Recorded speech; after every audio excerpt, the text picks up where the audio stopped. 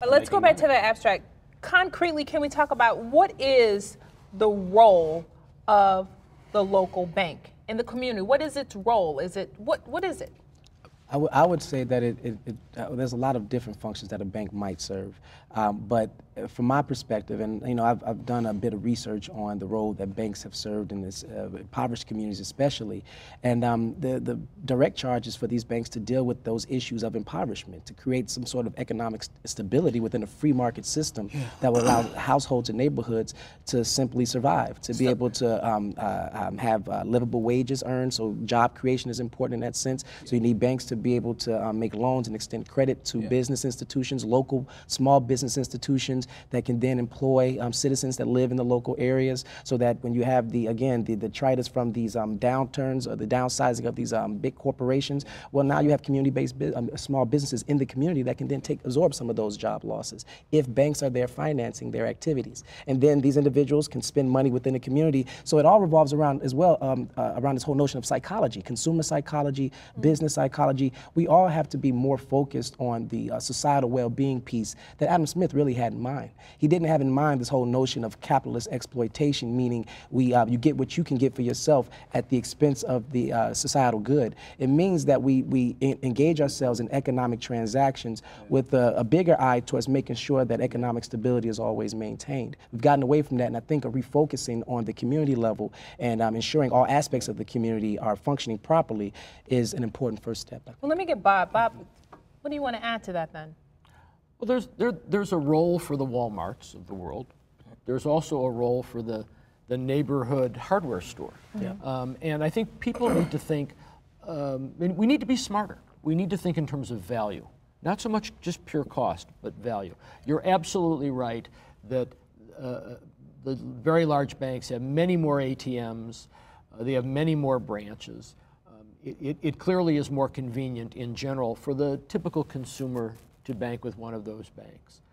But the thing they're missing in that analysis is the same thing as when I hear people say to me, they'll bemoan the fact that the neighborhood hardware store went out of business because that place was great. They could go there, they could get some real expertise.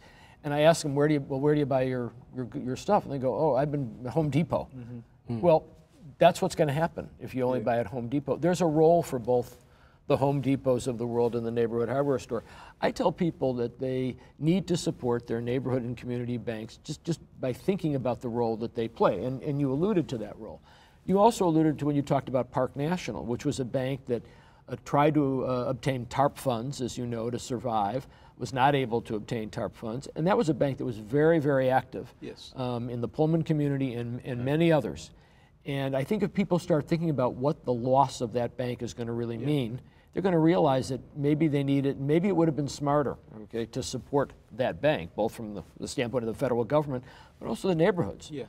Well, let me ask you this. What is the backlash? I don't want to oversimplify it. If enough people,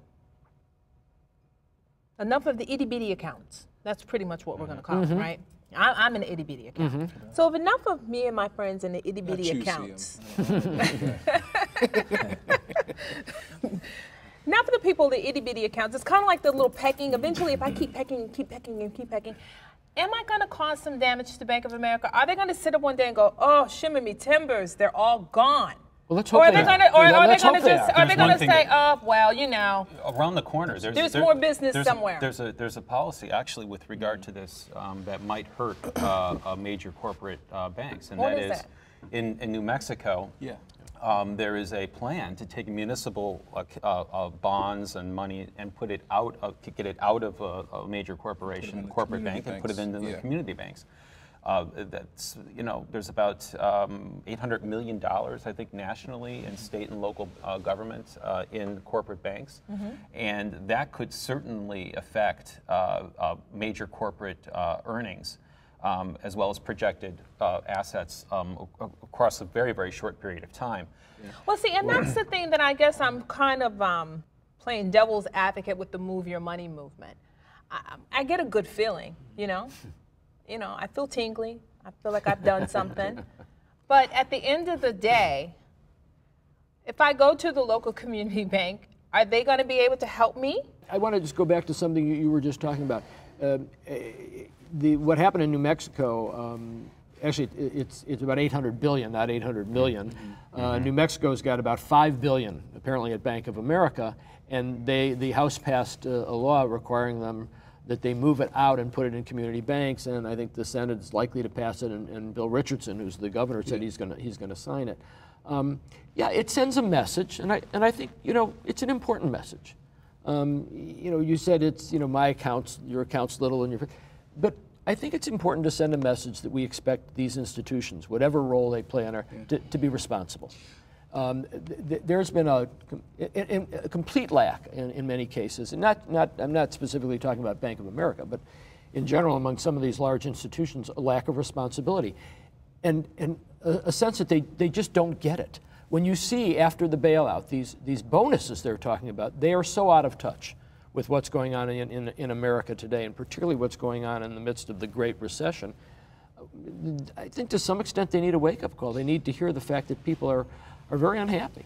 Well, I would say this. I mean, you know, we could talk about a lot of different things with this topic, but I mean, you know, the bonuses, I think, is you know, people, we have this populism. We rail against these bonuses, which, of course, I mean, who's going to say, oh yeah, surely they should? But in reality, in some ways, that is sort of the fruit of being in that position that they're in, and it really bothers me. Let me finish your point. Let me finish my point. If everyone is suffering and everyone has to make cutbacks, of course. But don't. It just seems so Marie Antoinette. Let them eat cake. But no, but I think it's kind of hypocritical and ridiculous for the government then to get on television and cry about it and say, you know, oh, you banks should not have given these bonuses when you passed them the money and you said. Yes, it's empty rhetoric. I mean, it's ridiculous. Moreover, back okay. What do you think they were going to do with it? To that point. Okay. September, it's kind of like you fed this demon. Yeah, and now you're railing against them, and it's like, it's even more. It's a little bit more more practical than that in this way, which is that again, the banks were told, and these investors were, that you all have to take this money. Because if they didn't take the money, okay, this is back during the Bush administration, if any one individual corporation was given the money, like Bear Stearns was, nobody would have confidence in that company anymore. And the stock would go down, and therefore the economic meltdown and depression would have happened. So what they did was they said all the banks have to take the money. And it was an overnight deal. And they accepted the money. And they can't get the money out of their own system. And as a result of that, a lot of the TARP funds are being misused. Now, where the real misuse is happening, I think, and the abuse is happening, is when it comes to credit loans. Okay, consumers cannot get credit loans from the very same corporate banks that are receiving government funding for the purposes of giving credit loans. There's an even larger dilemma that's going on. If you can't get credit, you can't get business going. That's the bottom line. Mortgage holders can't even find their original paperwork. Because the loans have passed and passed and passed and passed. But then at the end of the day, Bob, as a banker, what do you say to the average citizen? Well, greed will always be a factor. That's the system. We don't call it greed, we call it a profit. There was clearly a failure of regulation. One of the things that the administration is currently proposing, and it's a good idea, is a special tax on these very large banks that are too big to fail, saying, hey, we're going to make you insure. That makes sense. It forces them to bear the cost directly of the risk of failure. You're obviously going to see some more regulation of banks. Some of it's going to be good, some of it's not going to be so good. But for the average consumer... Both of which, by the way, the Republican Party is opposed to.